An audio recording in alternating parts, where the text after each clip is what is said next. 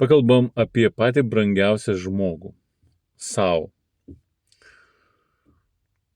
Kas yra pats brangiausias žmogus tau? Kas yra? Kiekvienas mes turime, ne?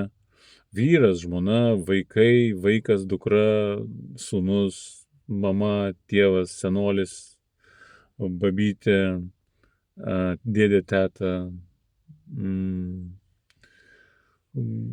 globėjas kažkoksai. Žinau, kai kurie užaugo be šeimos, žinau. Susuko galvą labai stipriai, žinau, suprantu. Ir turbūt tau tas brangiausias žmogus yra tas, kas užaugino tave, ne? Yra ir tokių variantų. Yra žiauri problema. Yra tas momentas yra žiaurus. Tiesiog, kodėl vaikus netiduoda į šeimas, kurios nori auginti vaikus. Aš žinau dėl ko, bet apie tai kitą kartą. Tai kas yra pats brangiausias žmogus tau? Kas jis toks? Turbūt turi, ne? Mama, sūnus, dukra, tėvas, vyras, žmona, ane? Noriu paklausti vieną klausimą. Ar tu užmiršai save? Nes aš galvoju dabar, kad tu esi pats brangiausias žmogus sau. Brangesnis už tavo vaiką, brangesnis už tavo mamą, tėvą ir visus kitus, ką tu sugalvoji. Aš nesu savo gyvenime iš savo šeimos kažką tokio girdėjęs. Tiesiog nesu. Kad mama sakytų, ar tėvas sakytų, aš myliu save, aš gerbiu save, aš saugau save. Arba ten broliai ir seseris, ar tėtos, ar dėdės, ar pažįstami, ar draugai, ar kaimynai. Čia mano pažįstamiem draugam ir kaimynam ir kiemo draugam visokiem. Irgi tas pats klausimas. Ar kas nors tau sakė tokį dalyką, kad tu esi pats svarbiausias dalyvis, žmogus savo gyvenime, dalyvis. Tu esi pats brangiausias, o visa kita eina po to. Ir vaikas, ir mama, ir tėtis, ir visi kiti. Taip yra taisyklės su vaikais, yra taisyklės, kaip draugauti su jais, su tėvais, yra taisyklės. O taisyklės kokios? Mylėti. Mylėti reikia vaiką vienaip, o mylėti mamą ir tėvą yra jau kitaip. Kita taisyklė - meilės. Arba teta ir dėdė, arba ten senolė ir babytė. Jau vėl kitaip jos reikia mylėti. Ar ne taip? Nemylėsi taip pat vaiko ir savo mamos, ar ne taip? O kai kurios šeimos yra mamos, kai kurios šeimose mamos ir tėvai yra tiesiog nušokę nuo proto. Tiesiog nesupranta, kas yra kas. Nes netitinka suvokimai tėvų ir vaikų. Tai va, dėl to ir sakau, kad tu esi pats svarbiausias gyvenimo, dalyvis sau. Niekas kitas už tave gyvenimo nesukurs, tik tais tu. Ir viskas. Tai va, dabar pavyzdžiui,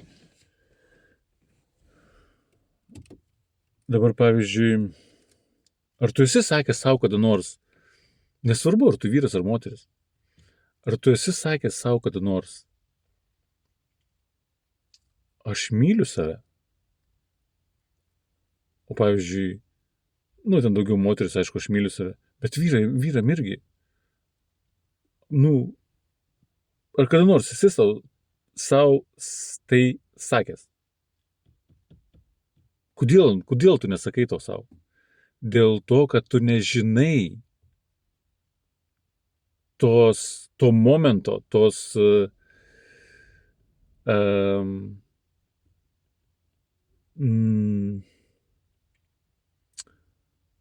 tos emocijos, to momento tu nežinai, nes tu užaugai taip, kaip tu užaugai. Gal tave tėvas skriaudė, gal tave mama skriaudė, gal tave mama nuvertino. Mane irgi mama nuvertino. Aš, wow, tėvoks buvo ramus, bet mama mane nuvertino. Nuo pat mažų dienų. Gal tave mama nuvertino, gal tave tėvas nuvertino, gal tave dėdė nuvertino, gal tave teta nuvertino, gal tave skriaudė kažkas tai. Ir kai skriaudžia mažą vaiką, ir iš karto, bam, blogas užsideda, apsauga tokia, kad niekas nebeskriaustų. Tiesiog neleidi tą emociją įeiti, tiesiog neleidi. Supranti, ką noriu pasakyti? Tiesiog neina tau pasakyti. Tiesiog neina tau išlaisvinti savęs, kad tu laisvai jaustumės ir pasakytum dabar, kai tu suaugęs, sau, kad aš save myliu, aš save gerbiu, koks mano kietas kūnas. Aš galiu matyti, aš galiu eiti, aš galiu plaukti, aš galiu valgyti, aš galiu gerti. Supranti, ką noriu pasakyti?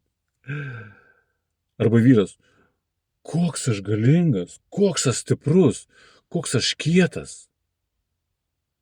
Arba moteris, kokia aš graži, kokia aš nuostabi, kaip mane visi myli. Supranti, ką noriu pasakyti? Ar tau kada nors tai mama, tėvas sakė gyvenime?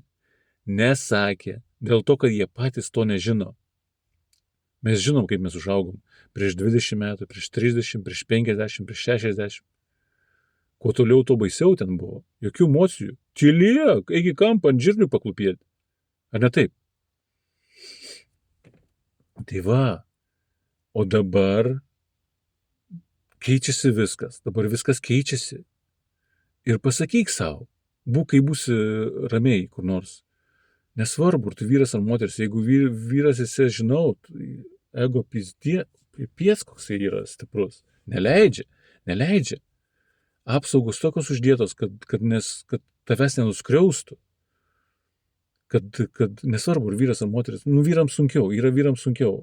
Aš irgi praėjau pro tokius, wow, tiesiog bliovau.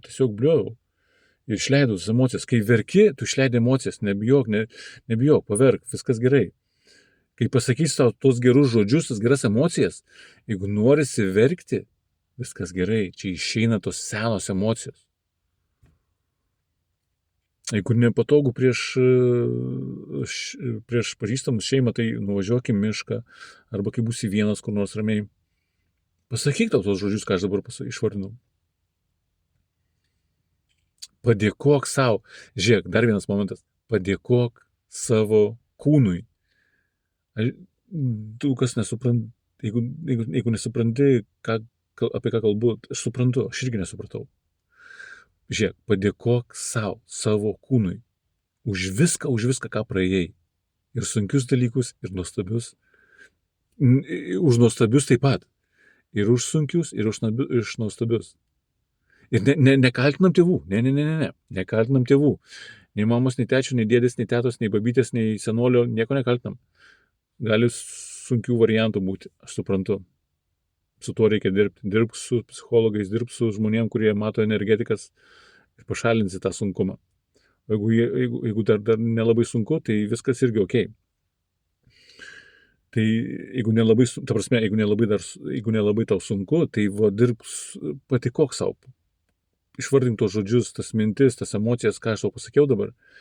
Ir pamatysi, kaip pradės tau kaip keistis galvoj, suvokimai pradės tau suktis, taip, energijos kitaip. Suvokimai visokie pradės tau suktis. Ir pradės keistis. Viskas, supranti? Tai va, tokie pastebėjimai.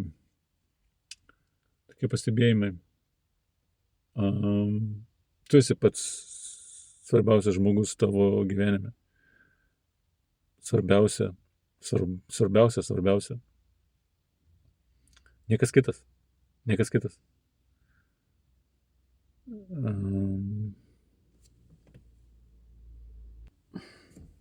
Kažkaip tai taip. Paplojam dabar.